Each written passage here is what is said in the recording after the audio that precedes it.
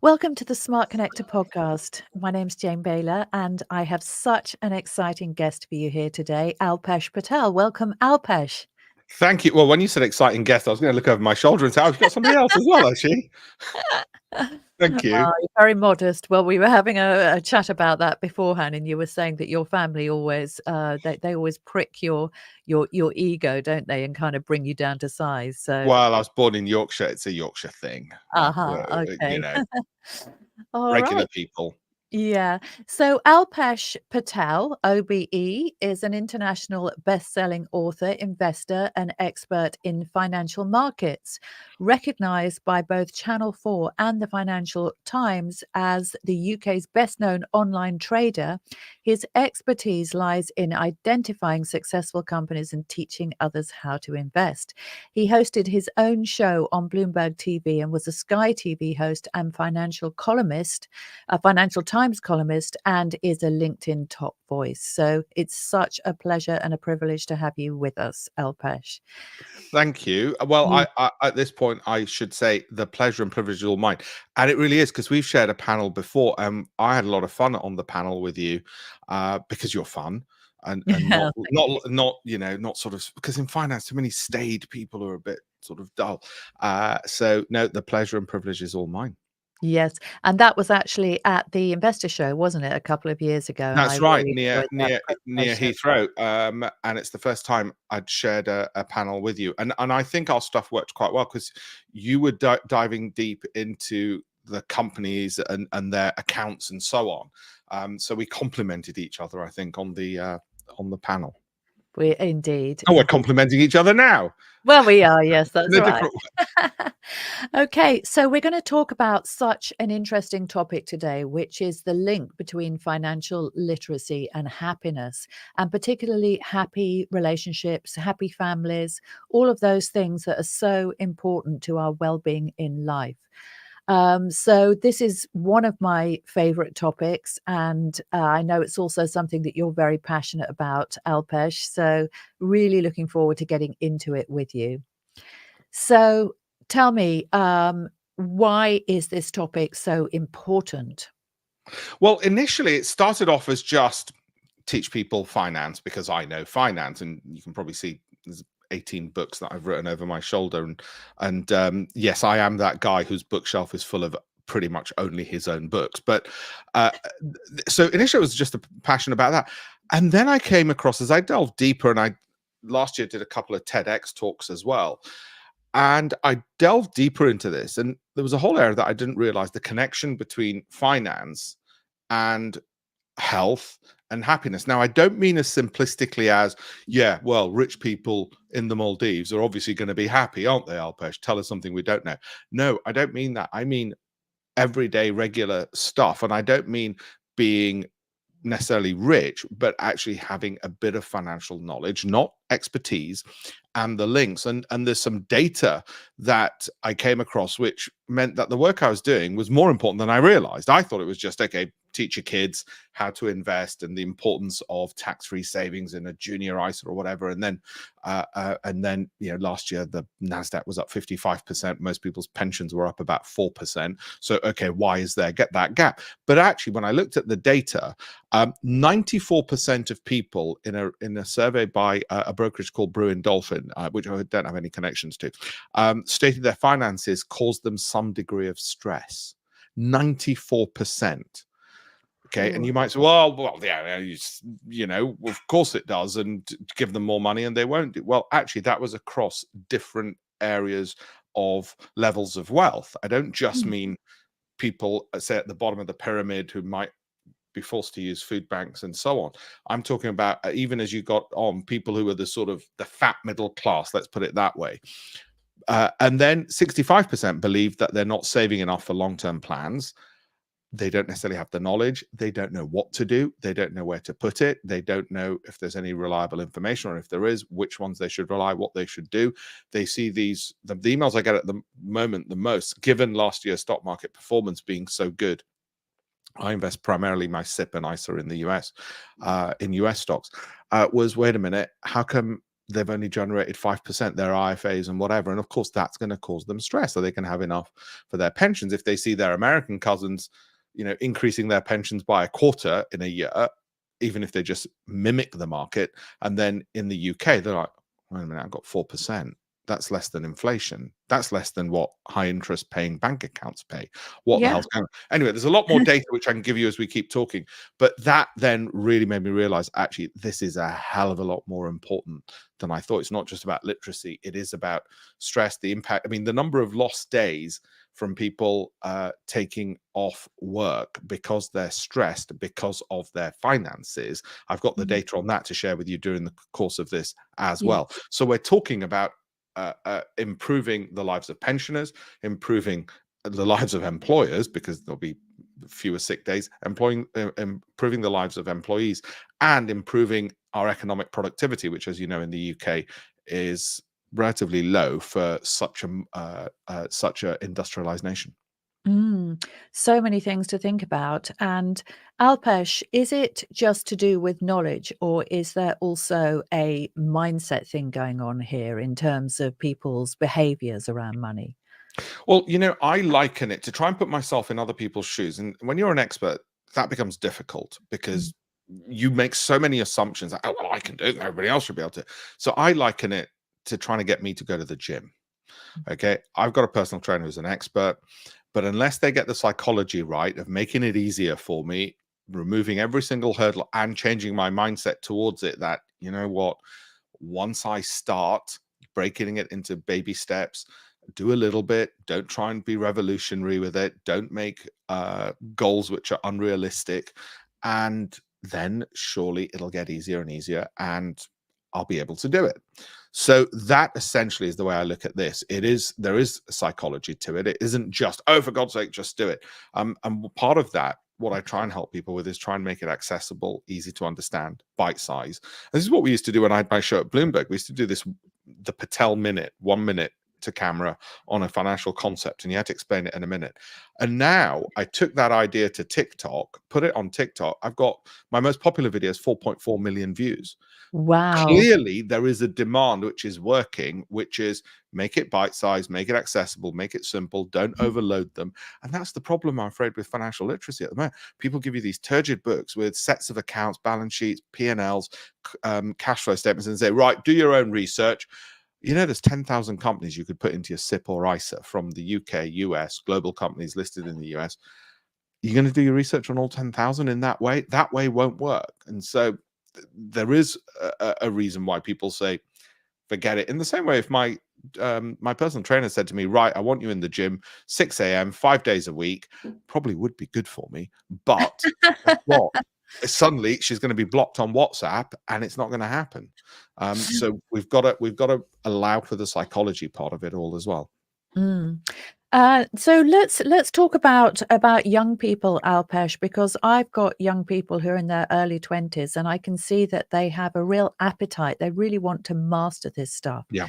And not just them, also their friends. I see that they talk about it, they're consuming content, they're trying to get to grips with, what do I need to do in order to be in charge of my finances and be successful financially.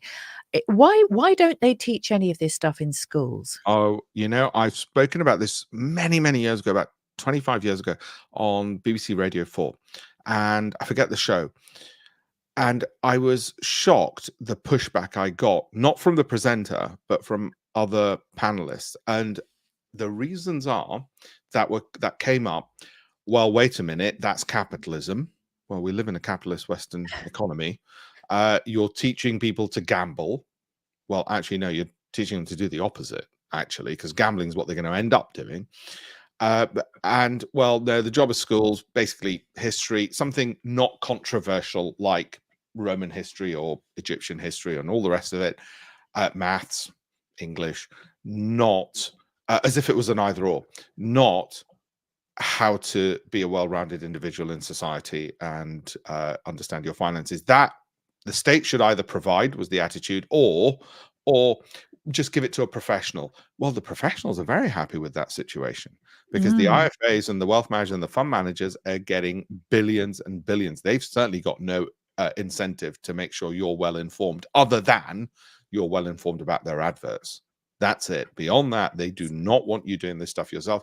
What they want you to do is be scared to do it yourself, because fear works to get you into their funds. And I can show you data upon data, like you said, international best-selling books published by the Financial Times, which and in those columns, which prove that fund managers underperform the markets. You'd be better off with an index tracker. And if what the groups that I really address are the ones who want to know, first of all, how to even just do an index tracker.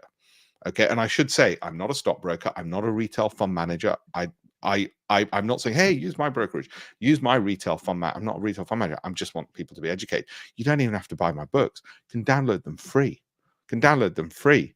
So, you know, and the videos, they're free. I did a ton of free resources, because people said, why do you do all this free stuff? I said, well, I just want to be relevant. I said, get older. I don't want to be the sort of, yeah, he was relevant once.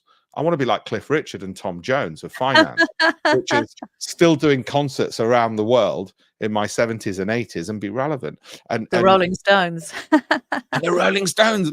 I mean, Keith Richards. well, I was thinking Mick Jagger more, but Keith aged badly. For those 20-year-olds, think of Taylor Swift in about 50 years.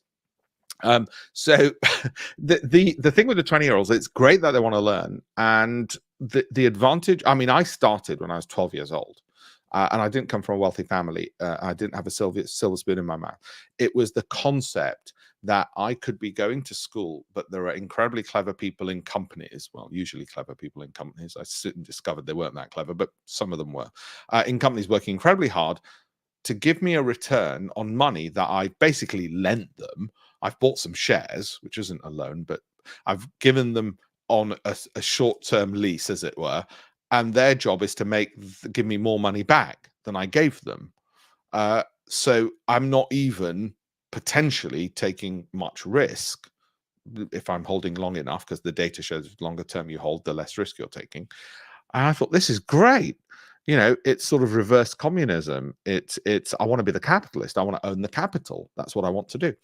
And I think for the young people, this gives them the freedom to do whatever they want. They've got the advantage of time on their hands. And education, I think there's a ratio. The education you get, the earlier you get it, the more it's multiplied going forward, in the sense that, I mean, you know, David Beckham was kicking a ball at 5 and you become England captain. If you do this at 12, you may well become a hedge fund manager and, you know, all the other accolades, a top voice on LinkedIn. If you start in your 20s, you're still incredibly early.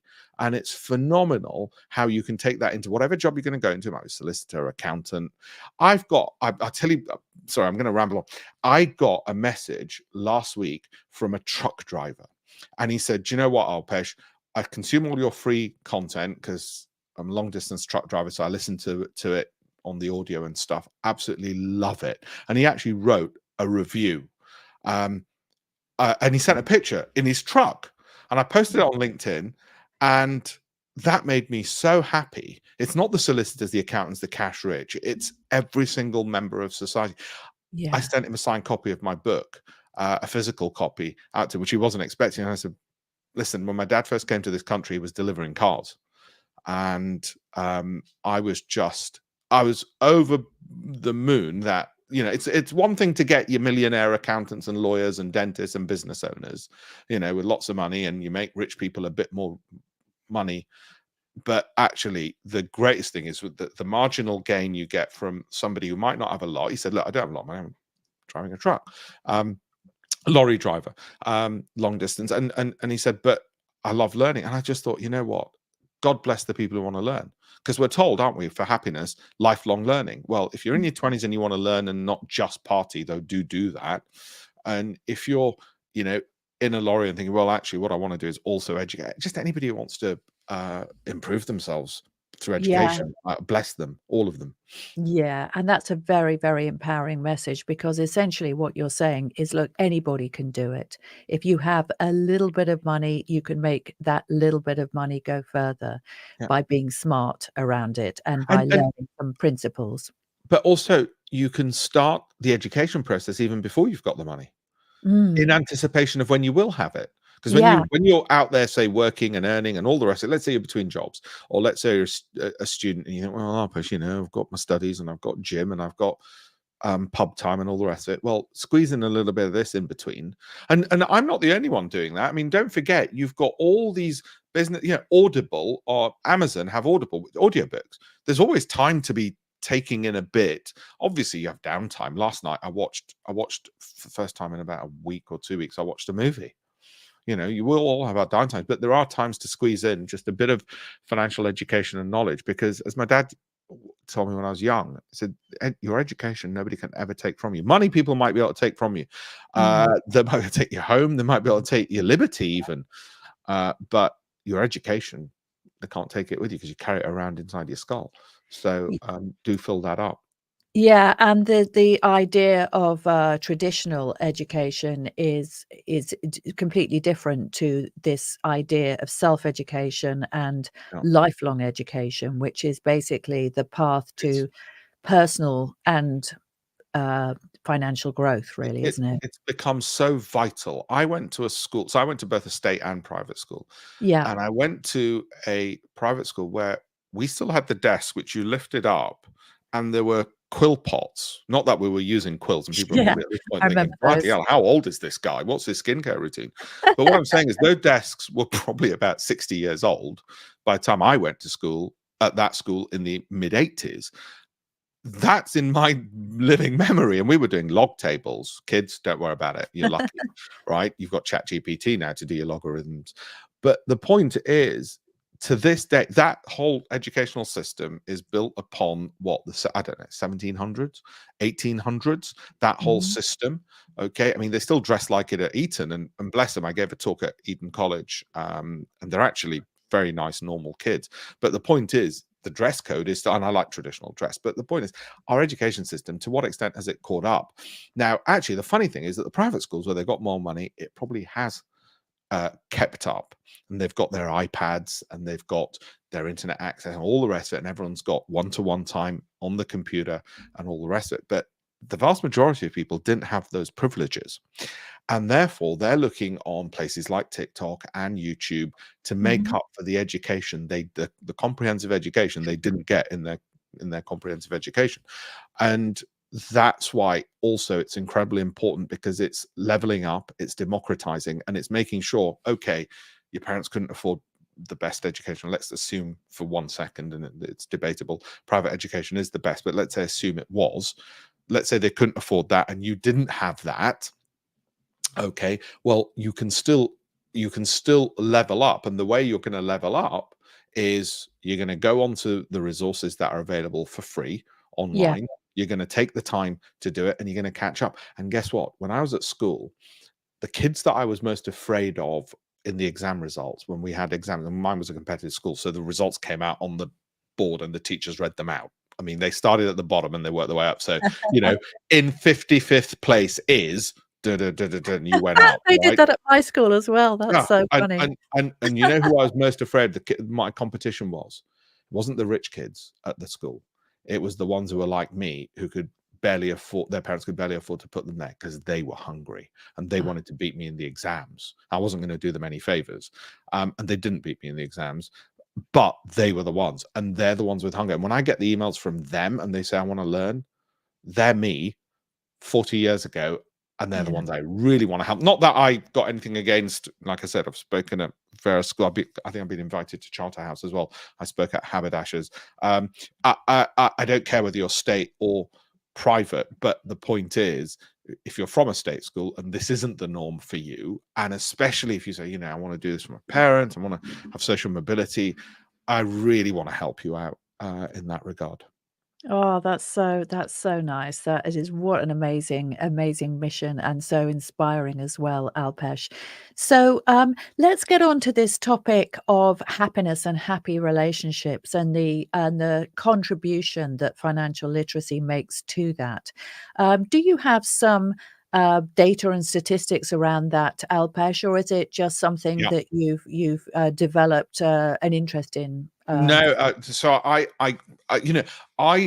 we live in a world where narrative seems to overtake data, and especially if you go on Twitter for 30 seconds. And I always sort of reply back to people on Twitter with, okay, what's the data? And silence, always silence on that. So I have got the data. And as I said, this is data which is from the research from Center for Economics and Business Research, and also Money and Mental Health Policy Institute, and from Bruin Dolphin. Okay, so those are the shout outs to them. And I wouldn't have the resources to get all this data and research. So 36% of people they surveyed said they have financial worries which impact sleep and or their ability to do their job to the best of their ability. 31% said they often feel their finances control their life. And you might just say, well, of course, that's Alpesh. That's just living. That's just normal. Well, what if we could move the needle on that a bit? And if 31% feel that, well, what the heck are the other 69% doing right that we can try and get more of the 31% into? I'm not saying utopia for everybody, but even if we move the needle, 1% is a big move. If you could just make a difference to that 1%, let alone the fact that if this is happening here, this is happening globally. And I've got clients all the way from San Francisco to New Zealand, so I know it's a global issue. 41% are concerned that their money, that the money they have now will or will save will not last. Okay, so 41% think the money won't last. 65% believe that they're not saving enough for long-term plans. I said earlier, 1 in 5 employees report that they're just about managing financially. 20% of people in jobs, 20% feel they're just about managing. That's got to be worrying. If you said 10%, I would say, okay, and they're the ones with the jobs, let alone the ones that haven't. Okay. According to the same research, employees who are suffering from financial stress are 15 times more likely to have sleepless nights, take 1 sick day per year due to financial stress, are almost 13 times more likely to be unable to complete daily tasks, and are more likely to have troubled relationships with colleagues, let alone spouses, and be looking for a new job. So they're going to be unhappy in the workplace. They're going to be unhappy at home. Right. What's that going to do if you're a parent? What's that going to do in terms of, the number one reason for divorce? Oh, Financial, yeah. Huge. Yeah. So we're talking about social dysfunction. It's not good for society it's not good for society as a general rule, all other things being equal, to have a high rate of divorce, one would have thought. Now, there are times when it's absolutely right to get divorced. I'm not saying that. What I'm saying is you don't get married and then break up and think, well, that was a good thing, wasn't it? No, it's a cycle you don't want to go through. And if one of those reasons is money, not because the partner is bad or any other reasons that you'd have legitimate, wife beating or husband beating, whatever, but actually just financial, then that's also a tragedy which could have been saved potentially. And that's worrying, because that could have been a happy couple who could have stuck together. I'm not going into marriage counseling or anything. What I'm saying is these are the ramifications and why this stuff is so important. Yeah, and I think it's also something that we are not really trained to look for in partners. I remember I was with someone once, and the bills would come, and he would always put them in a drawer, and I would be a little bit confused as to why are you always putting your bills in a drawer? Why do you never ever open these envelopes? And of course, the bills would go unpaid, and it's a very, very basic thing, but because we don't have this education, we're not even really taught the basics. We're not taught that this is a part of life. Somehow, in many families and in many cultures, money is a dirty word. You don't talk about how you manage money because it's considered somehow slightly grubby. And so I think for all of those reasons, it is just not to the forefront as much as it should be. Or parents wrongly might say to their children, oh, well, they just take care of it, just like they take care of housework, just like they take care of everything else. I was raised by my grandmother, and I would be doing the hoovering and I'd be bringing the laundry. This was in the days when you had laundry outside. Again, people are going to say, which Victorian era was he raised in? This is in Armley in Leeds, and you'd bring the laundry in from outside because that's where it dried. Look up the old adverts, kids, on YouTube, and you'll see that's what people used to do before they had washer dryers. And and so you do the chores, but also when I think it was about 12, my uncle said to me, he goes, "Well, we're going to show you what the bills are." Not because they were trying to pressurize me, because it's good that you should know that, how much things cost and the like. I will, if I pay a bill for something, very often, there was something recently, there was a bill I got for something or other, water, utilities, that was it. And I forwarded it to my wife, said I've paid it. But it was done not to say, look, I've paid it, I'm doing this or whatever. It was done to say, so she knows what things cost generally. Mm. That, yeah, actually it's £400 a month, not £4 a month. I mean, it's the old thing when you ask politicians, how much does a loaf of bread cost? And they're like, or a pint of milk, and they're like, no idea. I should say I'm off bread and dairy, so don't ask me, because I don't buy that stuff. Um, but I'd like to think I've got fairly good idea in terms of, I know how much my electricity and gas costs. I know where the cheapest place is to try and get it and how to switch.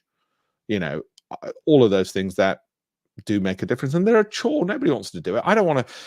Do you know what? I only recently got my will sorted.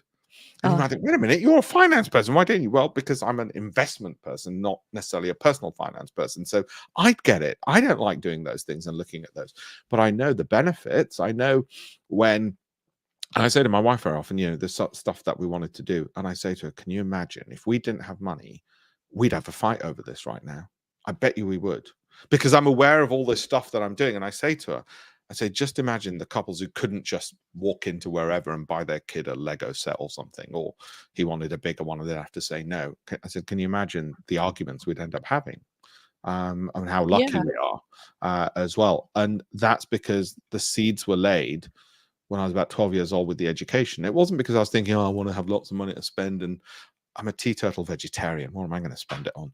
And I don't like partying. So, but the point was, it's the little bit. You don't need a lot. And as John Maynard Keynes said, income, I think it was him or Charles Dickens, I forget which, income £10, outgoings £11, misery. Income £10, outgoings £9, elation. It's that Mm. simple. It doesn't have to be a lot to make a big difference. Yeah, I mean, obviously my audience are entrepreneurs, and I think the big challenge that a lot of my clients have, and many entrepreneurs in general, sometimes me as well at times, is the boom bust a roller coaster, right? Because that is obviously the dream of all entrepreneurs, is to have those recurring revenues so you can essentially replicate the benefits of employment without the drawbacks. And I think that is what all of us want, whether we've got a business that's running at, 8 figures, or whether we're just kind of ticking over and making a healthy income. So, any tips for how to manage your finances as an entrepreneur, Alpesh? Yeah, absolutely. So I have quite a lot of clients who are business owners, and for Mm, them, it's the key motivation for them is, look, I spend a lot of time, energy, and effort managing my business. mm, If I put the same effort into some of my investment, a little bit of effort into my, but with the same intensity into my investments, then all that work that I'm doing in my business is made even more productive and efficient because I've cloned myself effectively. And for them, yeah, for some of them, it's a side gig. It's a second business that they've mm, launched in their own investments. And what I say to them is, max out the SIP. Remember, if your company pays your contributions, then that's all tax deductible. And sadly, the maximum is £60,000. Now, some businesses that's peanuts, others it's a lot, but that's £60,000, which will reduce your tax bill by reducing your profits by 60,000, because it'll go into your SIP. So mhm, that's one thing. And then use the ISA allowances. So use those tax-free allowances, because you're avoiding tax legally. The government actually has vehicles for you to avoid tax, and the yeah, ISA and the SIP are those. And then you've got your spouses and your kids ones. And then within those, and this is where it gets tricky, if you've got zero expertise. Now, let's say it was my mum, okay, and she's busy with a million other things, and it's too late for her to learn all of this, etc., etc. She would say, look, I'm not going to manage all of this myself. She'll probably end up either doing an index tracker of the S&P 500 for the long term and just leaving it, or even Worse, sadly, is just giving it to an IFA and they'll generate 4 or 5% a year probably. They'll have some Yeah. good years, they'll go, thanks to the market, and they'll have bad years, and on average it'll end up something really poor. But then again, she's got no choice because she's just too busy. She's 70 and she's looking after my dad and etc. etc. If you're willing to toe dip a bit more, then index trackers, exchange traded funds, you can Google it, and you just go open a brokerage account the same way you do a bank account. And then you call the broker up. It could be a Barclays, a Halifax, household names basically. And you say, right, I want to buy a S&P 500 index tracker. They'll try and sell you a load of active funds, which will underperform. So fund managers get paid loads because they get commissions and kickbacks. I don't like fund managers, and I've written about it. Eugene Fama in 2016 got the Nobel Prize in Economics for proving why fund managers underperform the markets. Okay. So I think that argument has been laid to rest, but the fund management industry exists just like smoking exists. Doesn't matter how much data you put out there, sometimes it still exists. So the index tracker, and then the 5% of people who I really speak to as well. So I give all my free education to the 95%. They've got Yeah. it. Then there's the 5% that I'm really speaking to who say, actually, no, what I want to do is I want to know the 20 equities, the stocks that should be in my for my risk appetite that should be in my portfolio, the 5 maybe exchange traded funds, so they're not actively managed by a human, they're tracking an index, okay, and if they want any of those, and then how much should be in cash, maybe 10% in cash for argument's sake, and then how does that grow, and how does that in later years become growth income? If it's growing after 5-6 years at 100k a year in capital growth just because of the effects of compounding, then that's what we're aiming for. And like I said, last year, we were fortunate that the NASDAQ was up 55%, the S&P 500 was up 25%. Fortunate because I can't make that happen. No. Contrary to what people sometimes think. And I don't have a crystal ball to be able to see into the future to tell you whether that will ever happen again in my lifetime.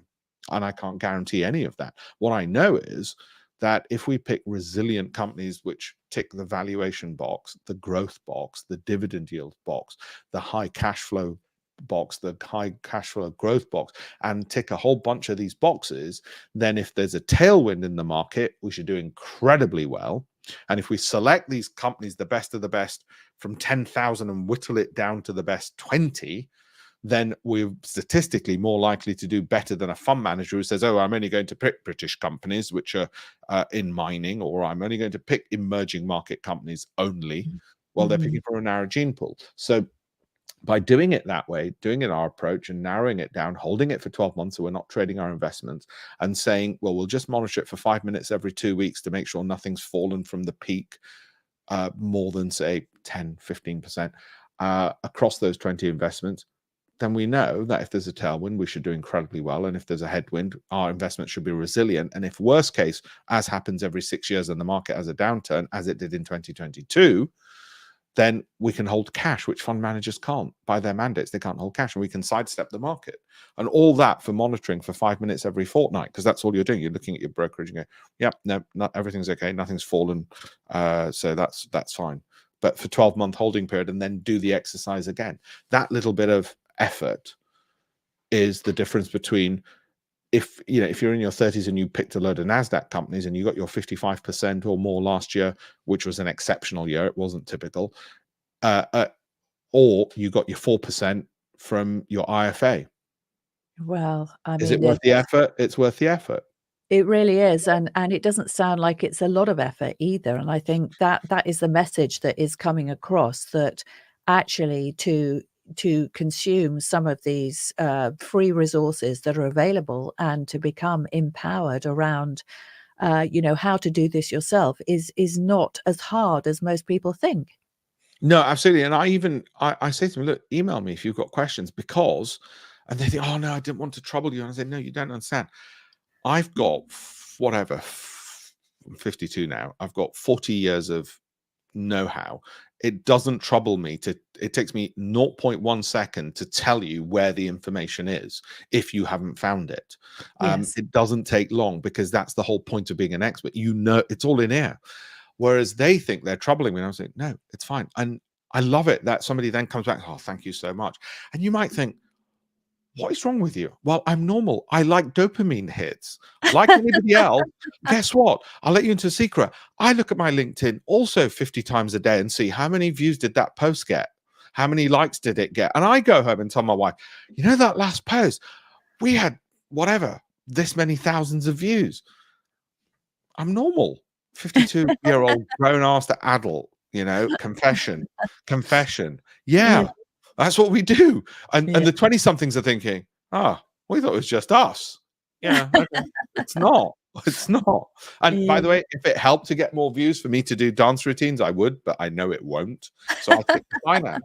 I give them financial information. Like I said, 4.4 million on one of my TikToks, and it was the one about, can Chat GPT outperform fund managers? So let's do an experiment. And then we did an experiment, and we asked it to pick some stocks off the back of that and see how it fared, and so on. And yeah, little snippets, and you pick a bit here, pick up a bit there, and before you know it, you know a fair bit.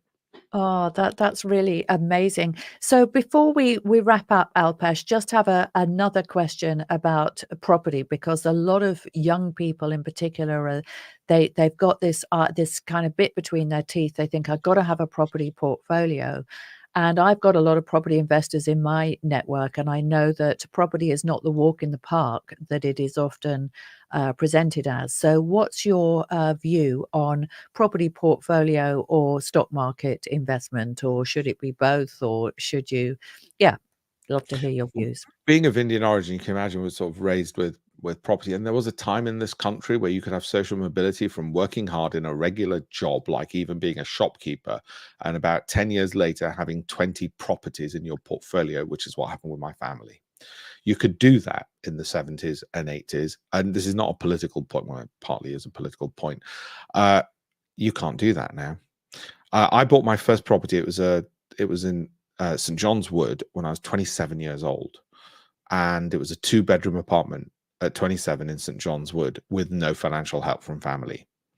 You try and do that now. In fact, I had a 95% mortgage and a 5% loan to cover the 100%. It was no cash down, basically. And did I pay it? Yeah. And then the second property was a 3-bedroom place. By the time I had the second property, on Hamilton Terrace, 63 Hamilton Terrace, I was living opposite Kaveh Alamutai, which is a name you won't recognize. He was at that time the highest paid employee in the UK. He was a hedge fund manager, the highest paid employee in the UK. And out my window, I could see my friend James Carnes's home. So I'm name dropping, but my point is, I was 30, 31, and that was just property. It's ridiculous what you could do. Sadly, can't do that now. And I'm not a property expert. And what I understand from property experts is all of those opportunities sadly have gone. However, as my aunt said to me yesterday, buy another property, you know, because it is a diversifier. There is this link towards owning something physical, not just ephemeral like shares. So I would encourage it, absolutely. And but I know financially it's not got the returns it used to. And I know also on social media, there's a load of people saying, oh no, it's an absolute con. There's a couple of very prominent, one American, one British, who say, no, just rent. And I was from a generation, they never explained the finances of why you should just rent if you could own. I'm from a generation where we were always told, well, rent is wasted, you know, unless you've got no choice, and try and buy. The problem, of course, at the moment buying is, and it comes down to bankers who screwed it all up in 2008. I met principally American bankers and Royal Bank of Scotland, was that you now need 30% deposits, and stamp duty's gone up to 5%. So basically, you need about 30% now, and the prices of houses have gone up. So who the Yeah, hell's got that kind of capital? So very now hard. it's a system which makes rich people richer, which is Yeah, fine. If your audience is rich, then they're laughing, they're fine. They've got an advantage. They've got less competition. But it means the regular people that you and I also speak to, it's flipping difficult. Whereas, okay, at least they can buy, or they can get their education for free, and yeah, they can buy some stocks, which obviously, what are you going to do with £100 worth of stocks? Nothing. It's not going to be life changing, but at least the education when you've got more money. But yeah, yes. what's killed it at the moment? And if I was prime minister, I'd tell the banks, you don't need those capital adequacy ratios, because the banks are the ones who are saying we want 30%, we want 25 to 30%. So only the richer the clients that they want. Well, actually, when I was 27, did I default? No. Did other people like me? No. The ones who defaulted was when they started doing silly money in America and giving it to people who were part-time workers on, on 0-hour contracts, and saying, right, you can have a mortgage, you can have a mortgage, everybody can have a mortgage, because the bankers wanted the bonuses.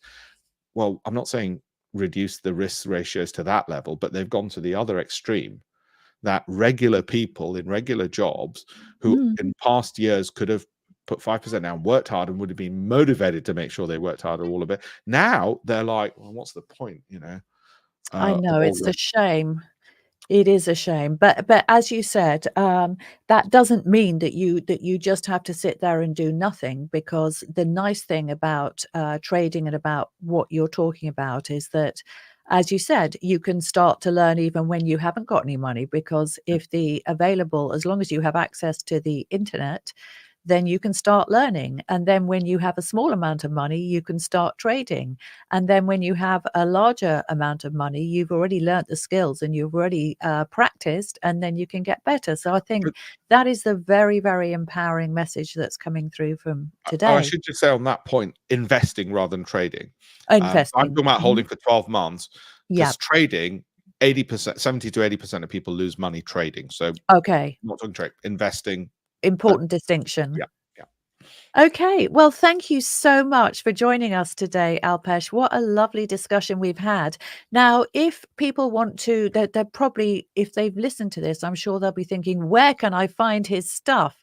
So, how can they actually, access all of this wonderful information that you Yeah, have? well, I've got a very simple website which lists, I'm looking at it now, and it lists a whole bunch of all the free stuff, including free downloads of my investment book, free connect with me on LinkedIn, a free investing course, which is actually rather long. Normally people go, well, if it's free, it must be like 3 lectures and that's it. No, actually, it's really long, and it's updated every single week. So, if UBS issue a new market report about how the world economy is going to look, or Goldman Sachs do, that'll be on there. So all of that, campaignforamillion.com. So if they go to campaignforamillion.com, because that's a campaign I'm doing to teach 1 million people worldwide how to increase their investment portfolios by 1 million over the course of their lifetimes. So improve Okay. their pensions by the course of their lifetime. And we made a big dent last year because, as I said, NASDAQ going up 55%. There's a whole bunch of people who got halfway there in 1 year. But yeah, Amazing. to teach 1 million people how to make an extra 1 million in their pension portfolio across their lifetimes, which actually, Okay. once you do the maths on it, is not that difficult in the internet era. And and that's a trillion. By the way, 1 million million's a trillion. So it should be Wow. campaign for a trillion, but it's a campaign for a Wow. million.com, and all the free Amazing. stuff's on there. Yeah. Okay. Well, thank you so much for joining us. Really, really appreciated talking to you today, Alpesh. Been wanting to do this for a long time. So glad we could reconnect. And thank you so much for all the value that you've shared with our listeners and viewers today. Thank you. Thanks. It's been an absolute pleasure. Thanks so much, Jane.